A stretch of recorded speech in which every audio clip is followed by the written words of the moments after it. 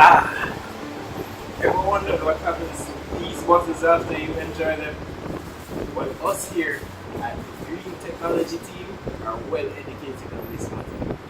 We'll give you a run through on the process. The first step in the glass recycling process is to remove the labels. Here, the labels are basically removed with solutions, after which they are dried. Once they are dried, they are moved on to the glass pulverizer. The bottle is crushed into a fine cullet, after which this cullet may be used to create new construction materials and even ammunition. Hello everyone, I'm Ilyas Mohammed and I am a member of the Green Technologies team. And to this team I bring a very strong background in design calculations. I also bring a very high skill in research that will aid in the design of the glass pulverizer. Good day, my name is Nick Ramya and I am a member of the Green Technologies team. My contribution to the team will be design, perspective and research for the completion of the glass pulverization device.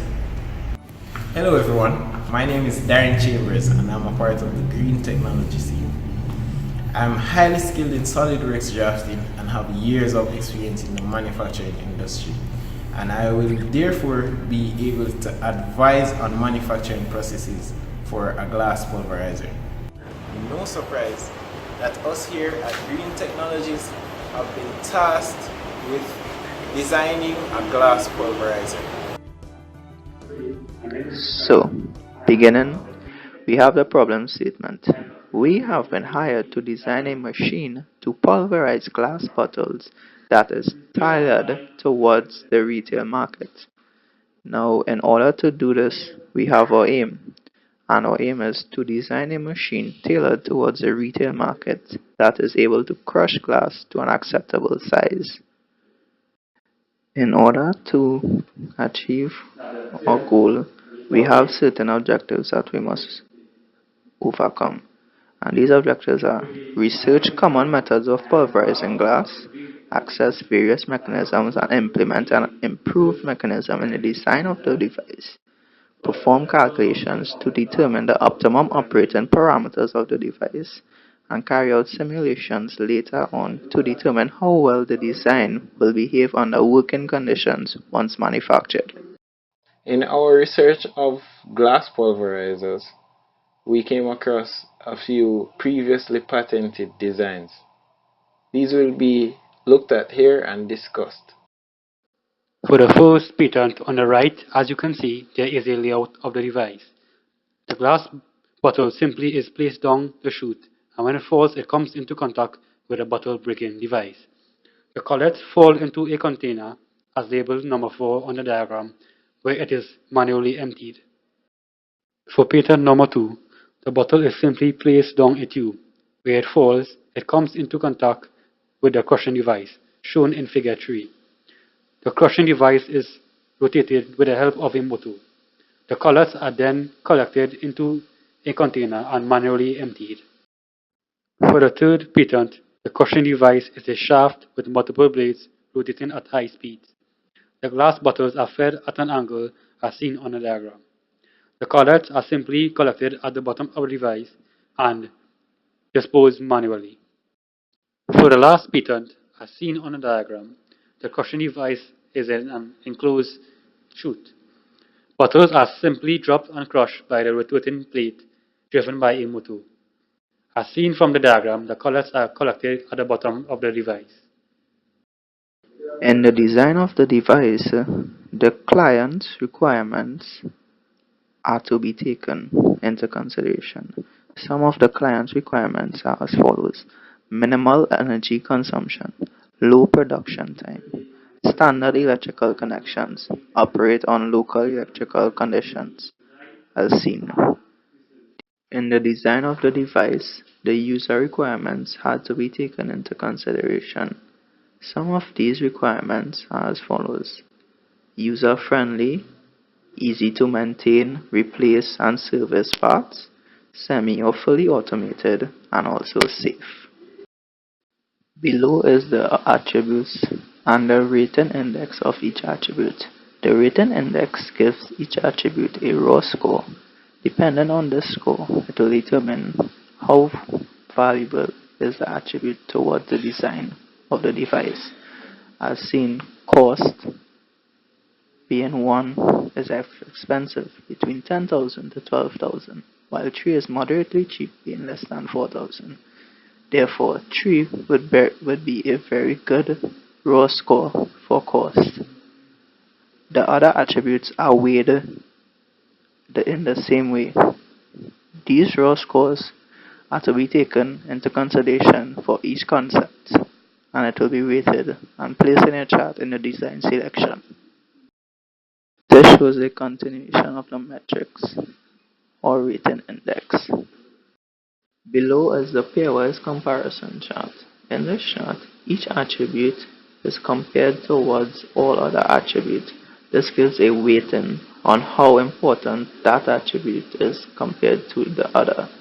At the end, each attribute gets a total and it is tallied.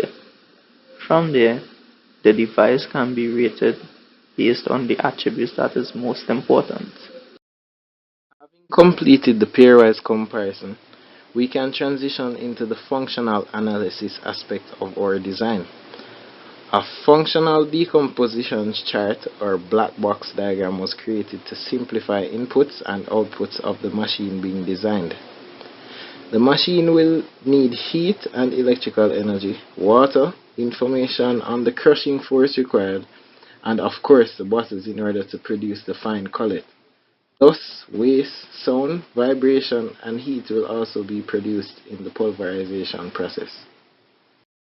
The transparent box shown further gives an insight into the sub-functions which need to be carried out in order to obtain fine cullet.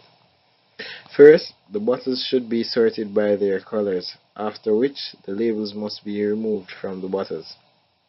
The bottles must then be dried before they are crushed and filtered. Once filtered, fine cullet would have been produced. The various inputs and outputs aforementioned are shown at specific stages in the diagram. Creating the morphological chart shown here was a means of exploring the different methods by which each subfunction could be carried out. It is clear that we have considered making quite a few of the processes manual. This is as such because of the market we plan to tailor the product to. Therefore, making most processes automated would lead to too high of a cost. As a result, the design concept shown here as well as the concepts to come are most heavily focused on the pulverizing mechanisms. This is the first design, the rotary impactor. After labels are removed, they would be placed on a conveyor which would transport bottles to the conduit where bottles would then come into contact with the high-speed rotating impactor. Once glass is crushed to an acceptable size, cullet would fall through. This image shown is a more vivid depiction of an arm of the impactor. Cullet falls through the system once it is small enough to pass through the holes in the arm. The second design concept is the butter smasher. This would operate using a lateral feeding system. Therefore, the conveyor would not have to elevate butters if used.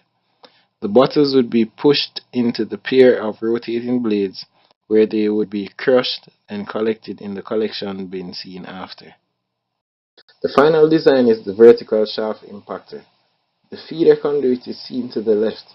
Butters roll onto the impactor bed where they are crushed by the shaft which moves up and down repeatedly.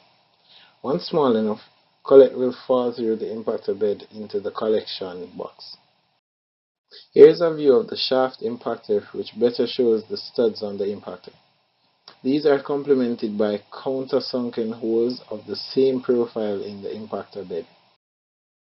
Using the metrics previously developed, each design was given a raw score ranging from 1 to 3 for the parameters seen. The raw scores reflect information on the respective parameters. For example, the table indicates that the vertical shaft impactor would be the most inexpensive to manufacture, whilst the rotary impactor would be the most expensive.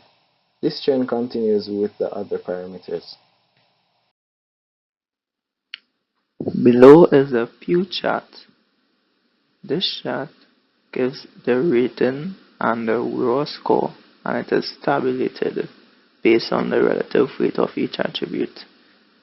For example, in cost, the relative weight of cost was 22.72% and the raw score was 3. Therefore, the weighted score was 3 times 22.72 over 100. Each weighting is tabulated and the concept with the highest score will be the chosen. As seen, the chosen concept was A. I've been decided that the vertical shaft impactor is the best design to go about manufacturing. This brings us to the end of this presentation. Thank you for your time and have a great day.